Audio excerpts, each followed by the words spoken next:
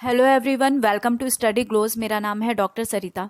दोस्तों, आज हम चाइल्ड साइकोलॉजी की सीरीज़ में एक इम्पॉर्टेंट थ्योरी के ऊपर डिस्कस करेंगे। ये थ्योरी है एरिक एरिक्सन की stages of psycho social development.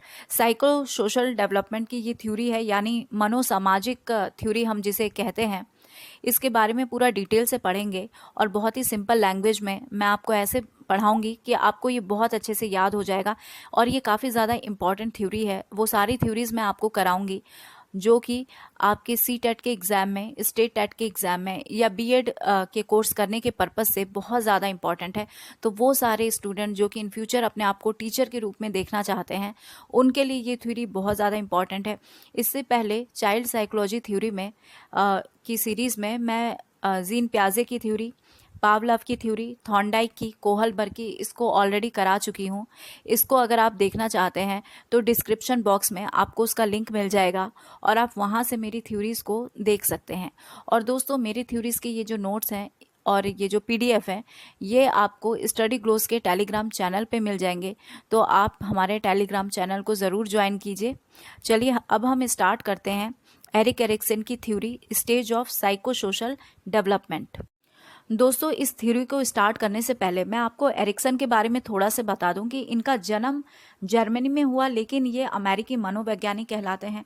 इनकी थ्योरी को लाइफ स्पेन डेवलपमेंट थ्योरी भी कहा जाता है। इसके पीछे रीज़न ये है कि इन्होंने जन्म से लेकर मृत्यु तक, यानी कि बर्थ से लेकर डेथ तक के बीच में 8 स्टेजेस डिवाइड किए थे डेवलपमेंट के।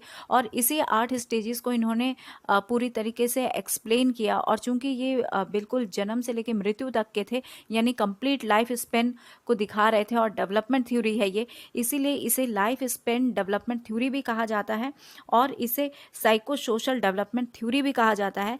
और आपको ये बता दूं कि कॉमनली जो नाम है इसका, वो साइको सोशल डेवलपमेंट नाम से ही है, यानी कि मनोसामाजिक थ्योरी के नाम से ही आप इसको ज़्यादा जानेंगे। ये थ्योरी इन्होंने 1950 में दी थी। हालांकि इन्होंने अपनी थ्योरी में कुछ चेंजेस भी किया था। 1963 में थोड़ा सा संशोधन इसमें किया था, लेकिन ये थ्योरी जो है 1950 में इन्होंने दी थी। ये बहुत ज़्यादा इंस्पायर्ड थे फ्रायड से, यानी कि जो सिगमंड फ्रायड है, इनकी भी थ्योरी के बारे में हम बाद में डिस्कस ज़रूर करेंगे। तो ये फ्रायड से बहुत ज़्यादा प्रभावित थे, इन्फ्लुएंस्ड थे और उनकी थ्योरी का ये समर्थन भी करते थे। लेकिन अंतर ये है कि फ्रायड ने डेवलपमेंट के लिए बायोलॉजिकल फैक्टर को भी बहुत ज़्यादा महत्व दिया, लेकिन एरिक्सन का ये मानना है कि जो बायोलॉजिकल फैक्टर है उसकी जगह डेवलपमेंट के ऊपर, किसी व्यक्ति के डेवलपमेंट के ऊपर सोशल फैक्टर का ज़्यादा इंपॉर्टेंस रहता है, यानी कि सोशल फैक्टर ज़्यादा मेन भूमिका में रहता है। तो यही इनका साइको सोशल डेवलपमेंट थ्योरी है। तो चलिए इसके बारे में हम जानते हैं। एरिक्सन ने एक व्यक्ति के पर्सनालिटी डेवलपमेंट को 8 स्टेजेस में बांटा है। तो जब भी बात की जाएगी कि एरिक्सन ने डेवलपमेंट को, यानी कि व्यक्ति के विकास को कितने चरणों में बांटा है, तो बिल्कुल याद रखना है कि 8 चरणों में बांटा है। और यहाँ पर एक खासियत ये है कि इनके ये जो 8 स्टेज हैं, ये एक तरीके से विरोधाभासी हैं। विरोधाभासी इस तरीके से है क्योंकि हर स्टेज में एक जो पॉइंट है वो आपका पॉजिटिव है और एक पॉइंट जो है वो निगेटिव है। बालक या फिर व्यक्ति इन्हीं दोनों में से किसी एक को चुनता है और इन्हीं को चुनते हुए, यानी कि हर स्टेज को कंप्लीट करते हुए एक आगे के स्टेज में वो बढ़ता है। और ये सारे जो स्टेज हैं ये एक दूसरे से इंटर लिंक्ड है, कनेक्टेड है। इसीलिए क्योंकि जन्म के जो अवस्था है, शैशवावस्था हो गया, बाल्यावस्था हो गया, किशोरावस्था हो गया, प्रौढ़ावस्था है, वृद्धावस्था है, ये सारी अवस्थाएं जो हैं इन 8 स्टेजेस में डिवाइड की गई हैं। और इन सब स्टेजेस में एक पॉजिटिव है और एक निगेटिव है और इसी को चुनते हुए आगे बढ़ना है। तो इस तरीके से विकास यहाँ पर दिखाया जा रहा है कि एक व्यक्ति की जो पर्सनालिटी है इन्हीं पॉजिटिव और निगेटिव आउटकम के ऊपर डिपेंड करती है। और ये मैं आपको बता दूं कि ये कुछ पॉइंट है, यहाँ पर आप देख भी सकते हो कि यहाँ पर आपका इन्फेंसी से स्टार्ट हो रहा है, उसके बाद आपका अर्ली चाइल्डहुड है, फिर प्री स्कूल है, स्कूल एज है, एडोलसेंस है, यंग अडल्टहुड है, मिडिल अडल्टहुड है, उसके बाद मैच्योरिटी है। इस तरीके से आप देख रहे हो कि ये 8 स्टेजेस बताया जा रहा है। बहुत अच्छे से पिक्चर के वे में एक पिक्टोरियल इमेज आपको यहाँ पे दिखाई दे रही है। यहाँ पर ये 8 स्टेज भी बताया जा रहा है जो कि एक दूसरे से के वर्सेस हैं, यानी कि एक दूसरे से खिलाफत में भी है। जिस तरीके से मैंने बताया कि एक पॉजिटिव एस्पेक्ट है तो एक नेगेटिव है, उसी तरीके से अगर आप इन्फेंसी में देखिए तो ये जो पहला स्टेज है, यानी कि बिल्कुल शिशु वाली स्टेज ये बता रहा है। यहाँ पे ट्रस्ट वर्सेस मिसट्रस्ट काम कर रहा है, यानी कि ट्रस्ट का बिल्कुल ऑपोजिट है मिसट्रस्ट। एक पॉजिटिव है, एक नेगेटिव है। अर्ली चाइल्डहुड के पास आ जाइए तो एक autonomy versus shame and doubt है। फिर प्री स्कूल में आ जाइए तो इनिशिएटिव वर्सेस गिल्ट है। स्कूल एज में आ जाइए तो इंडस्ट्री वर्सेस इन्फीरियरिटी है। एडोलसेंस में आ जाइए तो आइडेंटिटी वर्सेस रोल कन्फेशन है। फिर आप यंग अडल्टहुड में आ जाइए तो इंटीमेसी वर्सेस आइसोलेशन है। और मिडिल में अगर आप आ जाते हैं, मिडिल अडल्टहुड में, तो यहाँ पे जनरेटिविटी वर्सेस स्टैग्नेशन है। और मैच्योरिटी एज में आते हैं तो यहाँ पे ईगो इंटीग्रेटेड वर्सेस डिस्पेयर है। तो इस तरीके से जो 8 स्टेजेस हैं, इन 8 स्टेजेस में एक आप देख रहे हैं कि एक पॉजिटिव एस्पेक्ट दिखा रहा है तो एक नेगेटिव दिखा रहा है। और ये पूरे व्यक्ति के जन्म से लेकर मृत्यु तक की कहानी कह रहा है, यानी कि जन्म से लेकर मृत्यु तक में एक बालक का जिस तरीके से विकास होता है, वो अपने एज के जिस डिफरेंट पड़ाव में जाता है, इस पड़ाव को इन्होंने 8 अवस्था में बांटा है। और इन्हीं में से या तो बच्चा या बालक या व्यक्ति किसी एक को चुनता है और फिर वो उसी हिसाब से उसका अगला स्टेज जो है वो डिसाइड होता है। अगर पहले स्टेज में बच्चे ने ये जो 8 स्टेज है दोस्तों, इनके जो एज है ये जानना भी बहुत ज़्यादा ज़रूरी है। आप देख सकते हो कि जन्म से लेके ये मृत्यु तक जा रहे हैं, यानी 65 प्लस का मतलब हो गया जब तक व्यक्ति की अंतिम सांस चल रही है। शुरुआती सांस से लेके या अंतिम सांस तक के पूरे पड़ाव को इन्होंने लिया है, इसीलिए इसे लाइफ स्पेन डेवलपमेंट थ्योरी कहा जाता है। और इतना जान लीजिए कि इन्होंने सामाजिक कारकों को बहुत ज़्यादा एम्फेसाइज किया है, बहुत ज़्यादा स्ट्रेस दिया है इन्होंने कि व्यक्ति का विकास जो है समाज के द्वारा होता है, सामाजिक तत्वों के द्वारा होता है। तो जब भी अगर आपको ऐसा कोई क्वेश्चन मिले जिसमें आपको लगे कि सामाजिक फैक्टर के ऊपर, सोशल फैक्टर के ऊपर ज़्यादा स्ट्रेस दिया जा रहा है, तो आप समझ जाइएगा कि ये एरिक्सन से जुड़ा हुआ थ्योरी है। अब यहाँ पर आप देख रहे हैं कि वो सारे 8 स्टेज जो कि मैंने आपको बताया है, ये 8 स्टेज जो है 8 डिफरेंट अवस्था से गुजर रहे हैं। और इन 8 डिफरेंट अवस्था में एक बेसिक वर्च्यू आपको नज़र आएगा, यानी कि एक बेसिक व्यवहार और एक बेसिक डेवलपमेंट जो है वो नज़र आएगा। इसकी एक्सप्लेनेशन मैं आपको दूंगी।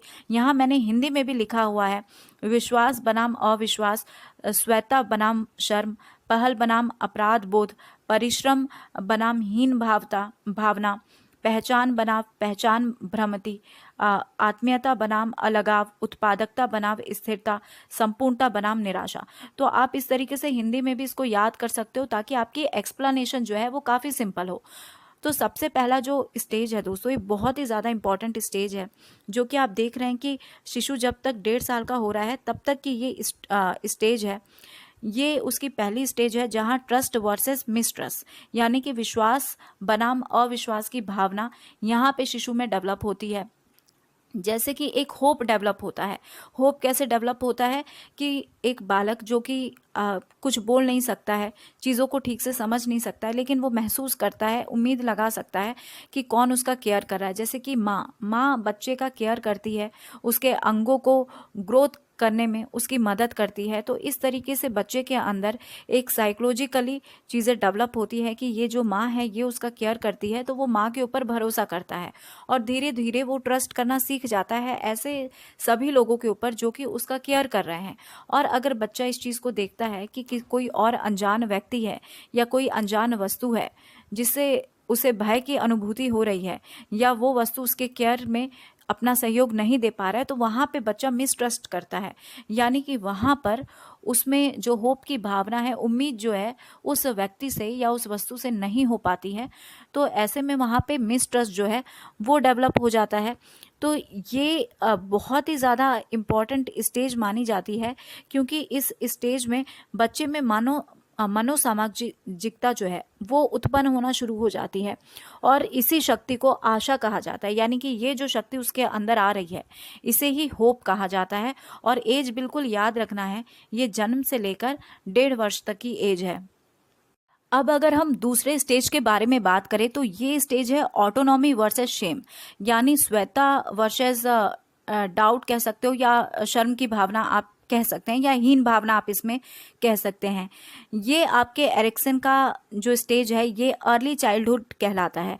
आप यहाँ पर देख सकते हैं, मैं आपको दिखा दूँ कि यहाँ पर आपका इन्फेंसी है, उसके बाद ये अर्ली चाइल्डहुड है।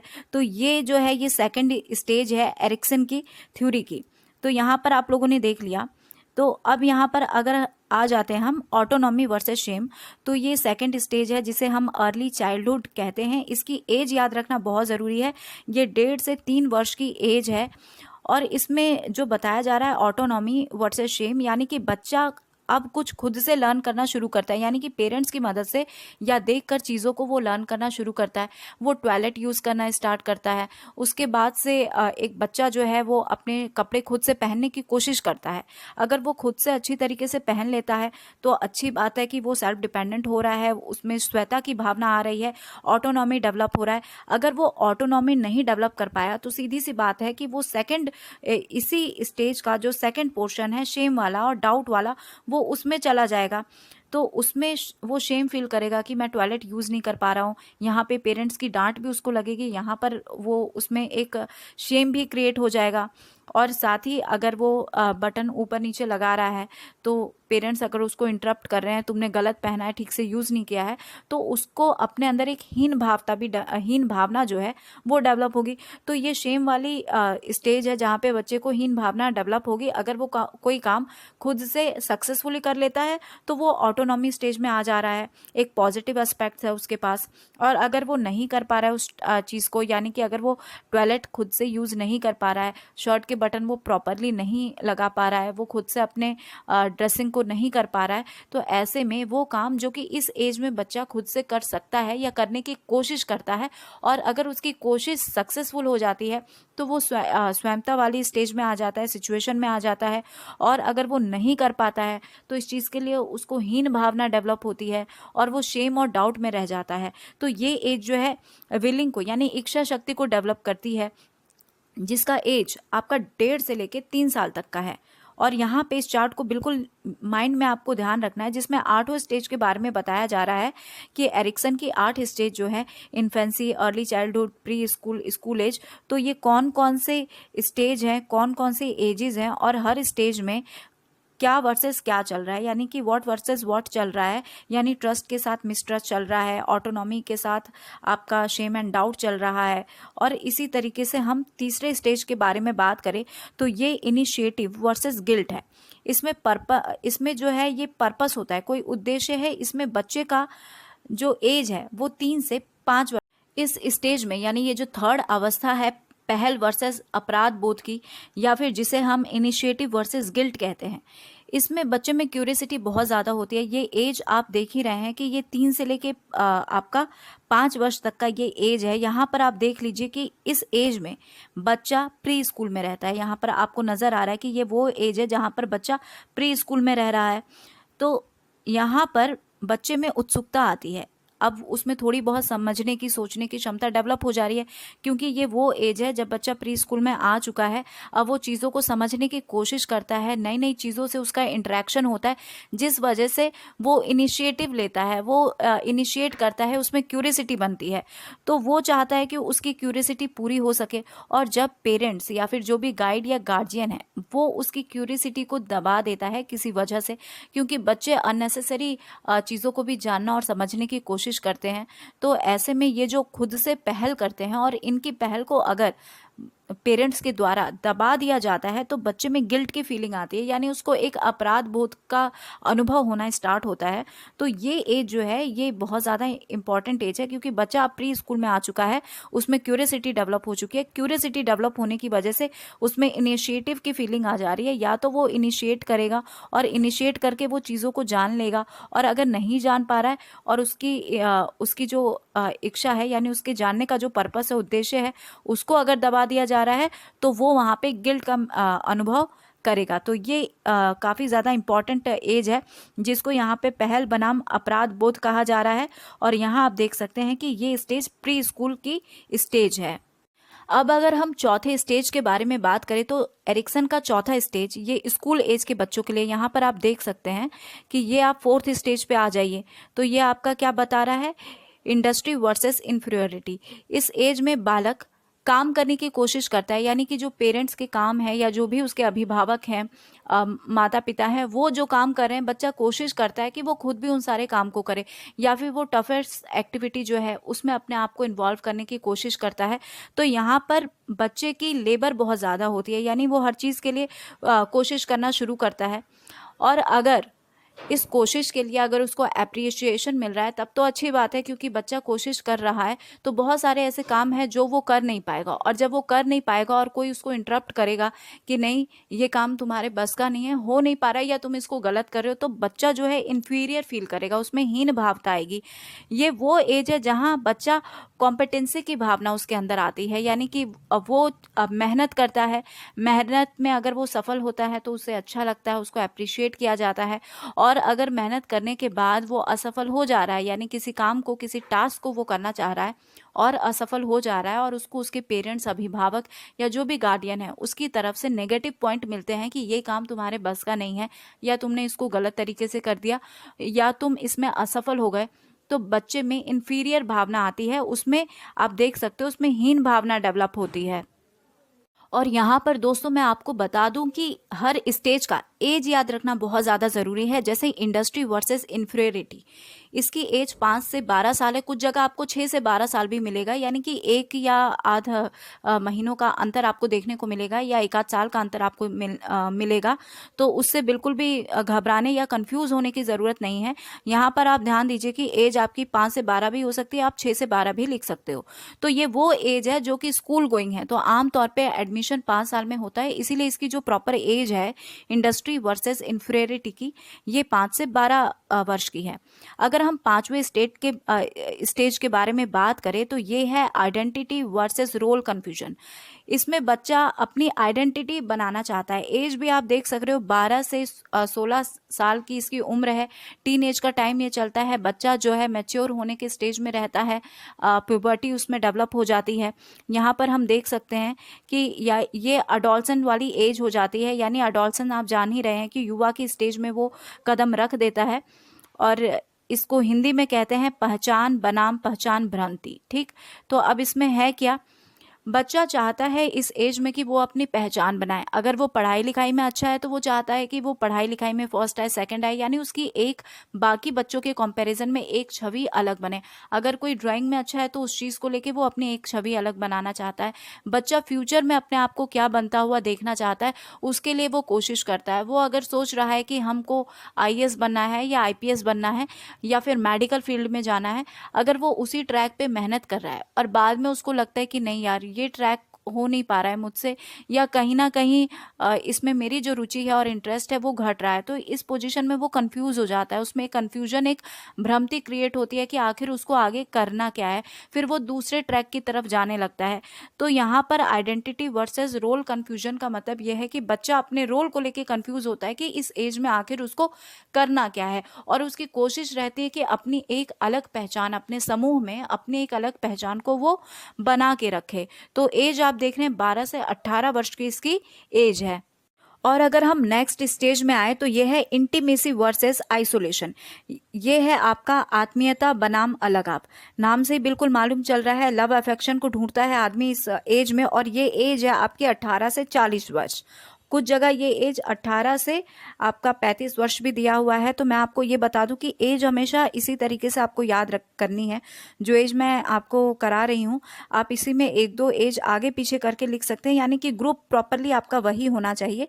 तो एक्चुअल में जो एज है ये 18 से लेके 40 वर्ष की है, जिसमें इंटीमेसी बनाम आइसोलेशन है। इंटीमेसी का मतलब है आत्मीयता। ये वो एज है जब व्यक्ति जो है ग्रुप में रहना शुरू करता है, उसका समाज डेवलप होता है, उसका शादी होता है, उसका परिवार डेवलप होता है। तो इस तरीके से वो ग्रुप में रहता है, आत्मीयता उसमें डेवलप होती है। और अगर ऐसा नहीं हो पाता है तो सीधी सी बात है, या तो वो ग्रुप में रहेगा, सामाजिक बन के रहेगा, परिवार और शादी विवाह उसका होगा। और अगर ये चीज़ें नहीं हो पाता है, लोगों के साथ मित्रता घनिष्ठता डेवलप होती है इसी एज में, और अगर नहीं हो पाता है तो वो अकेला रह जाएगा और उसमें अलगाव रहेगा, यानी कि जो ग्रुप है, जो समाज है, वो उससे थोड़ा सा कटा हुआ रहेगा। तो ये जो पड़ाव एरिक्सन ने बताया है वो उसने इस तरीके से बताया कि सारे व्यक्ति इस तरीके के एज से गुजरते हैं, या तो वो एक पॉजिटिव एस्पेक्ट को लेंगे या फिर ये दूसरे वाले पॉइंट को लेके चलेंगे।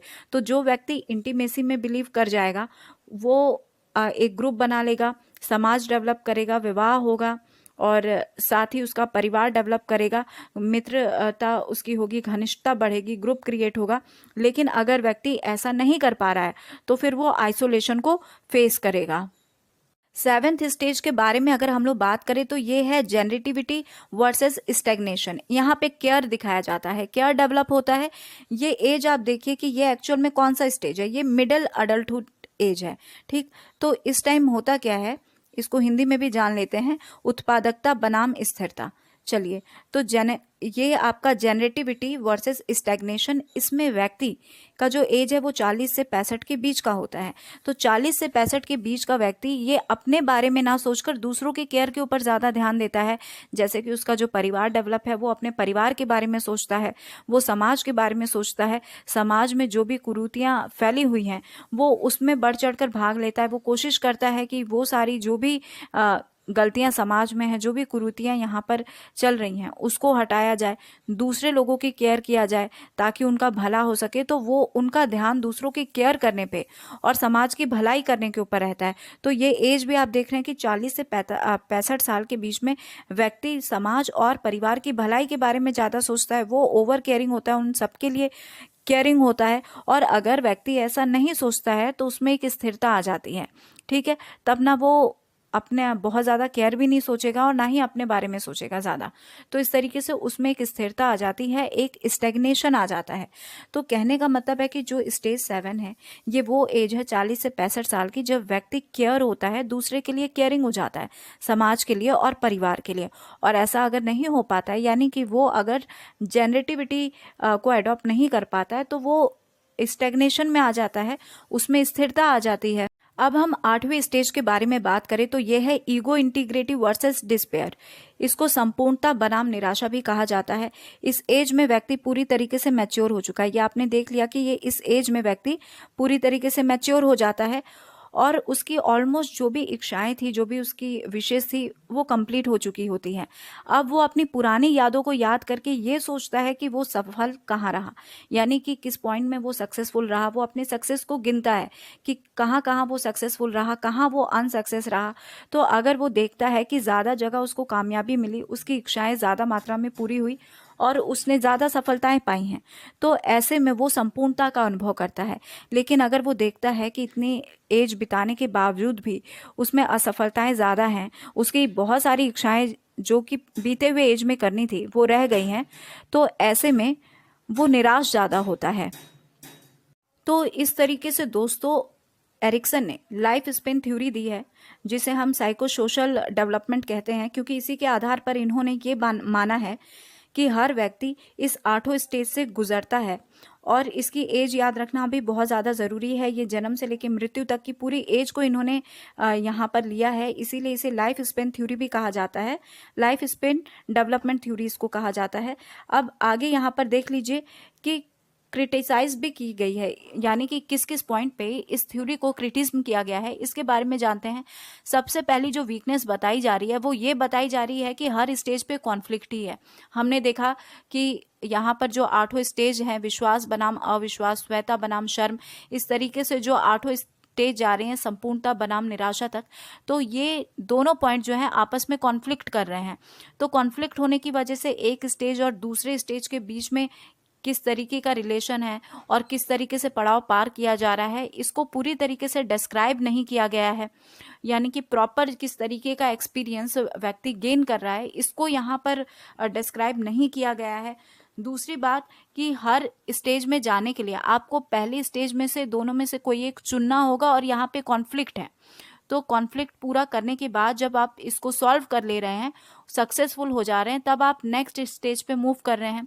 तो ये कुछ इनका जो स्टेज को लेके इन्होंने पूरा डिस्क्रिप्शन नहीं दिया है और जो कॉन्फ्लिक्ट वाला मैटर डाल दिया है, तो यहाँ इस वजह से कई लोगों ने इसको क्रिटिस भी किया है। तो आई होप दोस्तों एरिक एरिक्सन की थ्योरी आपको बहुत अच्छे से समझ आई होगी।